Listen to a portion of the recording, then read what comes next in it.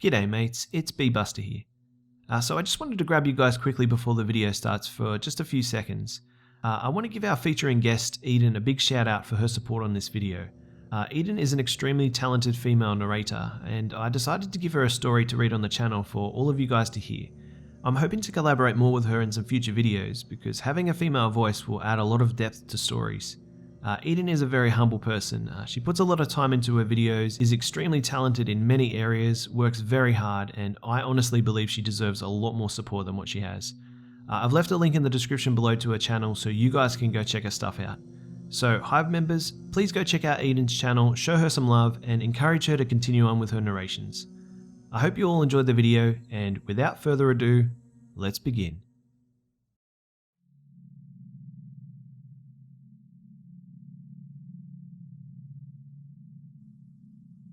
Number 4. This story happened about 6 months ago, and although it didn't happen to me, it still really creeps me out. It was a Friday night, and I was attending a friend's sleepover and birthday party. There were about 7 of us in total. The party started out as us playing games from FIFA to Call of Duty. We eventually got bored and decided to go do something we all thought would be funny: ding-dong ditching. For those who don't know what ding-dong ditching is, it's where you go to someone's house, knock, and then run off. We eventually got our coats and headed out. We knocked on about 10 to 20 houses until we came up to a shady looking neighborhood. It looked pretty deserted to be honest, and kind of gave me the chills. One of my friends, the more brazen one, Josh, said he would go ding-dong ditching down that street. The others agreed and started walking into the neighborhood. I didn't want to look like a pussy to any of them, so I decided to tag along. We get towards the end of the street and we came up to a sort of small looking house. It looked empty, but Josh said that he wanted to knock on that house. The rest of us were too afraid to, as it did look pretty sketchy. We told Josh that we were going to start walking back to Harrison, our friend's house, and told him to catch up to us after he was done knocking. We walked for about 2 or 3 minutes and then thought, where's Josh? He should be back by now. Ding-dong ditching only takes like 20 or 30 seconds, so obviously something wasn't right. We waited a little while, but eventually we started to panic as we knew that something wasn't right. We decided to go back to the house and search for him. We walked up to the house, but we saw nothing. No one was outside of the house, and Josh wasn't anywhere to be seen. One of us said we should knock on the house and see if anyone was inside. And we did, but there was no answer. We knocked again, but again, there was no answer. Then, while my friend knocked for the 3rd time, I swear I saw a pair of eyes staring directly at me. I immediately told my friends, and we bolted down the path leading to the house. We eventually talked amongst each other. I thought that something was clearly wrong in that house, because who would just stare at us from the window? We decided to call the cops. The cops showed up at our house 10 minutes later, and we described everything we saw, and they asked us to lead them to the house. They told us to then get back to our house, and that they would immediately come back after searching the house. An officer came back 2 hours later, and what he told us scared the living shit out of me. The officer went into the house and brought out a dirty looking man, maybe in his late 40s. He then found our friend Josh tied up on a bed with only his underpants on. He then brought our friend outside and brought him to the police station. And that's not the scariest part. Our friend told us the whole story about a month later. He told us that he walked up to the house, knocked, and then ran, and he eventually slowed and decided to walk. What he didn't know was the sick fuck was following him.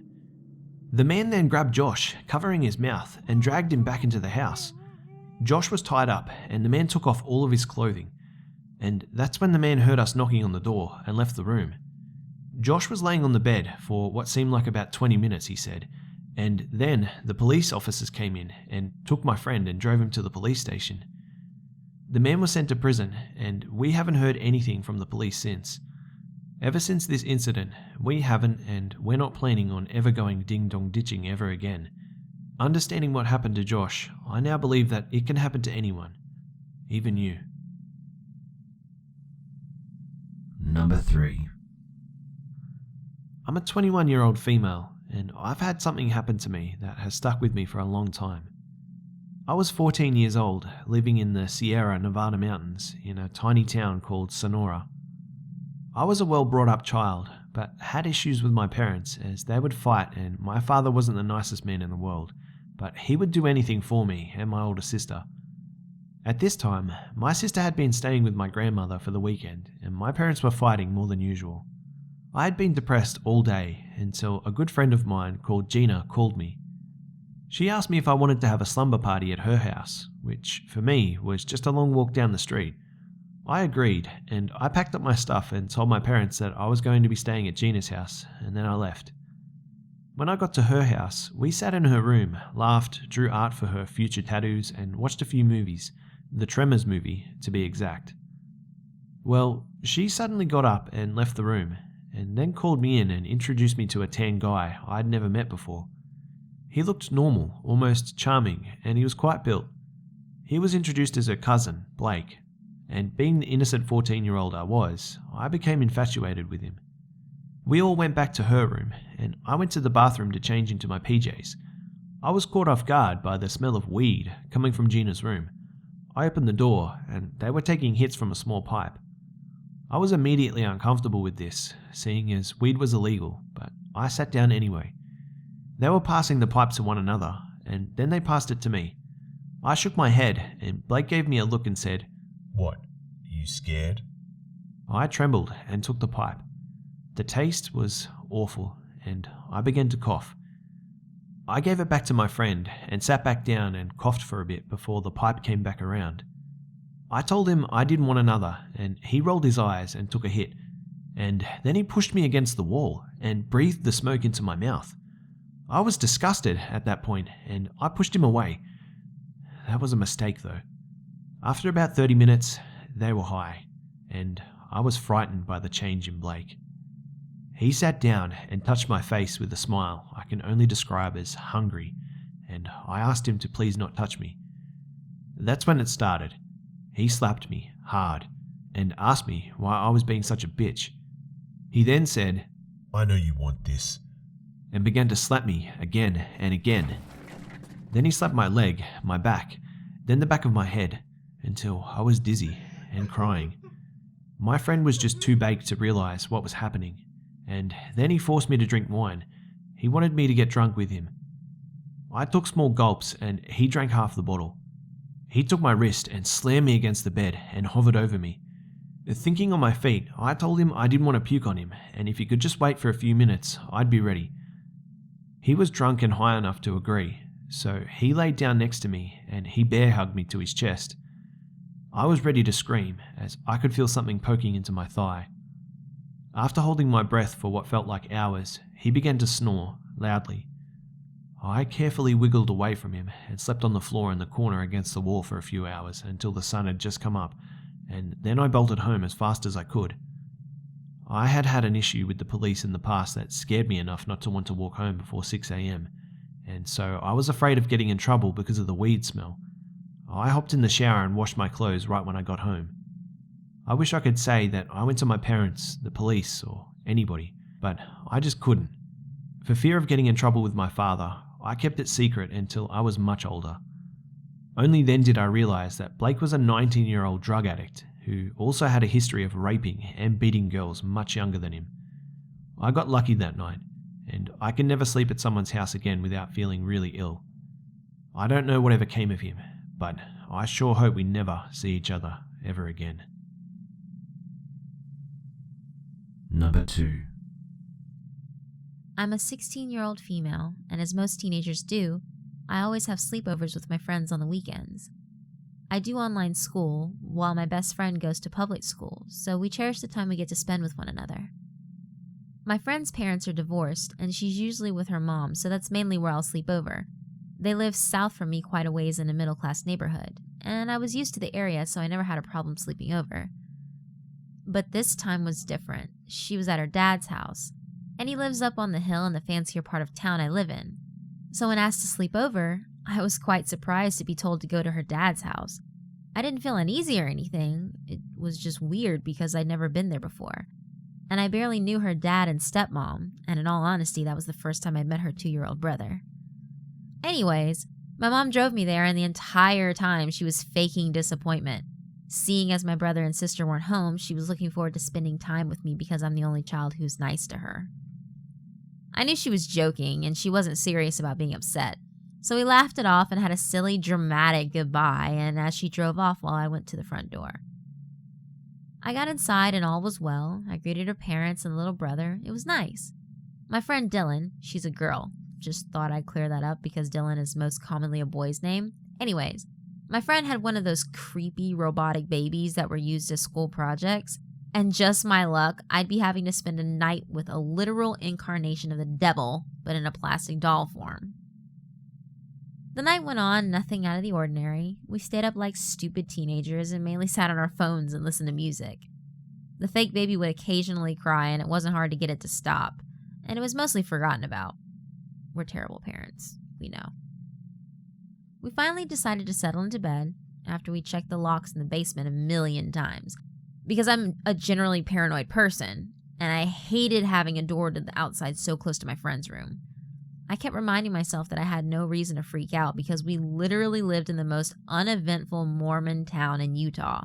Nothing ever happens here, so it's not like I feared for my life on a daily basis or anything. Sure, I live close to the capital, but we were deep in the suburbs, so I shouldn't have been as freaked out as I was. Anyways, we laid in our bed trying to sleep. Not me, though. Dylan had handed over the responsibility of taking care of the baby to me. The wristband that was used to interact with the baby was loose enough for her to slip off, so she handed it to me and said, "Have fun." I just laughed and tried to get some sleep. It was around 1 when we went to sleep, and I'm a generally light sleeper. While Dylan can fall asleep in seconds, it usually took me forever to even become tired. I sat there for what felt like hours, just staring around the room, knowing the impending doom that was the plastic baby. Finally, I drifted into a light sleep when at about 2 a.m. the baby started crying, which scared me half to death. But I got up and fed its fake bottle for about 20 minutes until it was satisfied. The entire time I sat there, I couldn't help but overanalyze every noise I heard because, like stated, I'm very paranoid. And then I went back to bed. 3:30 a.m. Screams. I quickly changed its diaper, extremely annoyed, but I just got it over with and went back to bed. Finally, at 4:44 a.m., I'm being specific with the time because I'm not even joking. That's the exact time I woke up. I have a weird connection with that number, and I always seem to wake up at that time. Anyways, I woke up to the baby screaming again. I bolted up, and what I was met with was the most terrifying thing ever. I saw the fake baby being dropped, and then the figure of a man trying to get out of my friend's extremely messy room. Unbeknownst to him, the baby has a sensitive neck. Much like a real baby, you have to support its neck, and if you don't, the baby will begin screaming. I felt frozen, and all I could do was sit there, mouth hung open in shock. I was about to scream when Dylan started doing that for me. The room was absolute chaos. The baby screaming, Dylan screaming, I'm screaming, and this guy trying to open my friend's jammed door. We heard footsteps from upstairs, automatically knowing it was her dad. The man got the door open, and he quickly ran down the hallway and into the main room, which led to the broken open basement doors. I was traumatized, but somehow I managed to grab the baby and put the sensor on it so it would shut up. My friend's dad ran downstairs, but he had just barely missed the guy, seeing as right as my friend's dad ran out, the guy had just hopped the fence. We were all beyond freaked out, but we immediately called the police. They took our statements and all that jazz, but were interrupted by some call that was urgent, so they left. Dylan and I refused to sleep in the basement, so we slept in the living room on the first floor. And her dad allowed us to grab a knife from the kitchen, which he found funny, but we didn't. We were shaking and jumping at every noise. At about 5 a.m., an officer comes to the door to check on us and tell us any news about the guy. Turns out the guy was caught after he'd broken into a house a couple of homes away from my friends. Except this time he was caught trying to steal a real baby. I have no idea why he wanted a baby or what he planned to do with a baby, and I honestly don't want to know.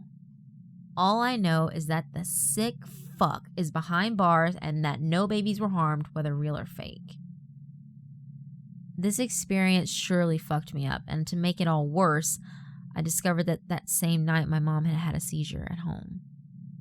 She was alone, and I kicked myself in the butt for not being there to help her, but at the same time, I can't help but wonder what would have happened if I hadn't have been at my friend's house that night.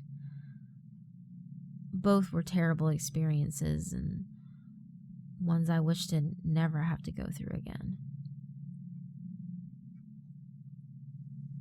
Number 1. My parents and I lived in a very quiet and calm neighborhood. Nothing ever really happened there besides the occasional birthday parties and similar stuff. I was 4 years old, and where we lived, there were 4 lines of houses built in the form of a square. Each corner of the square had an opening to get into your house, as all the doors were facing inwards. My family and I didn't get to do a lot, as both my parents were constantly busy working.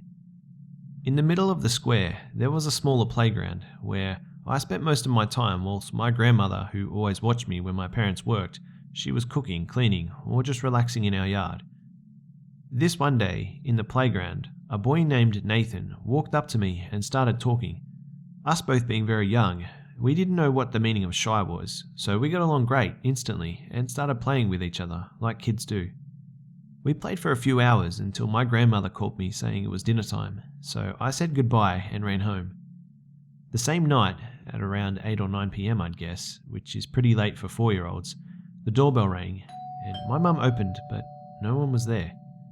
We didn't think much of it. It was probably just a typical prankster or something. So we all went back to bed, and the next day I went to the playground as usual, and I bumped into Nathan again immediately. I got excited as, well, I didn't have a lot of friends, and those I did lived a fair bit away. We played as usual, and when the evening came, I asked Nathan if he'd like to play at my house, and without hesitation he agreed, which I found pretty odd, as I'd always have to ask my parents' permission before just running home to someone, but I didn't complain. Having a friend was fun. Nathan and I played for a few hours, and I decided to ask him if he wanted to spend the night and have a sleepover, and once again, without hesitation, he agreed.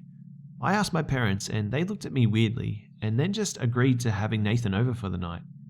I had obviously had dinner by this time, but I'd also noticed that Nathan hadn't had anything today, no lunch, and when I asked if he wanted dinner, he politely declined, stating that he wasn't hungry, which I found hard to believe. We spent the night messing around, being kids and enjoying ourselves, and strangely, our friendship continued like this for about a year, and my parents would always give me a weird look whenever I asked if Nathan could stay for the night. Sometimes Nathan had nightmares too, it seemed, as he'd start screaming, mumbling, rolling around, or just laying there, staring up at the ceiling, which I could see thanks to the moonlight, and it creeped me out. It creeped me out to the point where I started to go to my parents' room each time it happened, to sleep in their bed. Nathan never complained though, and I never asked him about it, as I felt it would be kind of rude to do so. Then, one night, everything changed. For once, we're all at home alone. No Nathan, no relatives, nothing. I went to bed, but got rudely awoken by my father, who dragged me out of the house, and I was terrified and half asleep. I had no reason to be terrified though, as he was carrying me to the car to drop me off at my grandmother's house, as my mother was going to give birth to my sister any minute now. He carried me so that my head was on his shoulder, and I could see behind us, and I saw something sitting on the staircase behind us. I think it was Nathan, and he had a kind of dead look on his face. No emotion whatsoever. I obviously got scared, but didn't think too much of it, and the next day I ignored it, thinking I was sleeping when I saw it. I didn't see much of Nathan after that, and we didn't really play anymore. But weirdly, sometimes I saw him in one of the corners of the square, just staring at me. A few months after my sister's birth, we moved houses, as we needed a bigger one because our family had grown, and since then, I've never seen Nathan. In fact, no one has seen him. I never got to go to Nathan's house, which is pretty odd, but at the time, being so young, I didn't think too much about it. And the reason why I decided to share this weird story now is that I asked my parents if they remembered Nathan from our old house when I was a kid, and they just both laughed at me. They said that I had quite the imagination, claiming that Nathan was my imaginary friend. But he wasn't an imaginary friend. I could touch him, fight with him, do human things with him. But apparently, my parents never saw him. Not once. During the whole year we played with each other. And that sends chills down my spines every time I think about it.